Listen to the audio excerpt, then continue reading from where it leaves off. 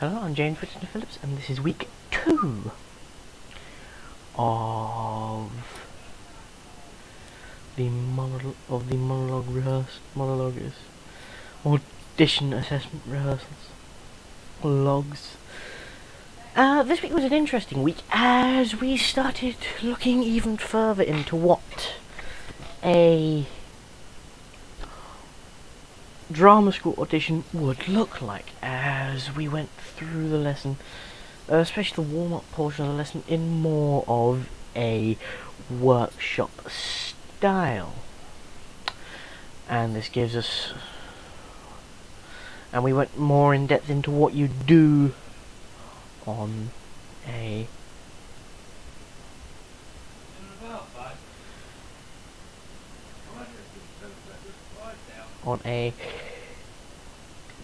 drama school rehearsal, in terms of, because as it is not just the monologues that contribute to your being accepted into a drama school, and that it is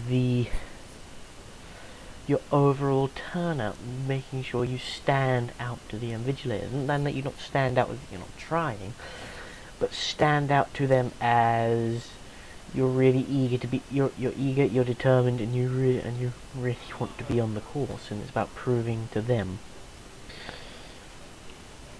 In terms of working on our monologues, we worked a lot on our Shakespearean monologue this week, and we again continued to rehearse our Shakespearean monologues, and we went through some activities to help us develop different attributes for our monologues. So one activity I did was, especially for my Shakespearean monologue, was one which involved stacking chairs on top of each other, and the purpose of that exercise was to help produce the enragement or agitation you get from Macbeth. Is this a dagger? As what it does, as in that monologue, you can see a lot of frustration from Macbeth from his mental conflict between good and evil, and trying to decide whether he's going to kill Duncan or he's not going to kill Duncan.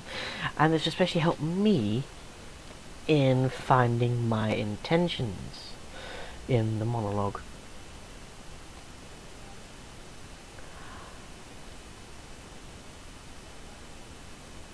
What went well this week was that I took a huge leap in finding out more of my intention in the monologue, and finding how my intentions change throughout the monologue, as there is a notable shift in Macbeth, and there is a change in thought process. Even better, if I need to learn the lines of the monologue, that is something that is an ongoing thing, and I really must learn them. Although I have been finding it pretty difficult, as iambic pentameter is not what I'd normally speak, but not only learning it, but also need to make it sound natural.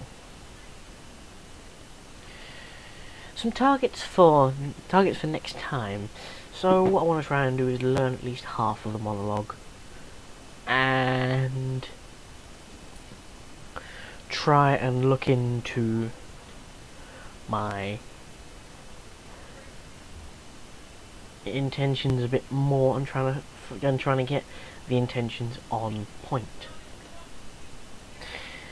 Alongside this, I'd also like to try and learn my I'd like to learn and delve deeper into my character of my contemporary monologue, which will also help me find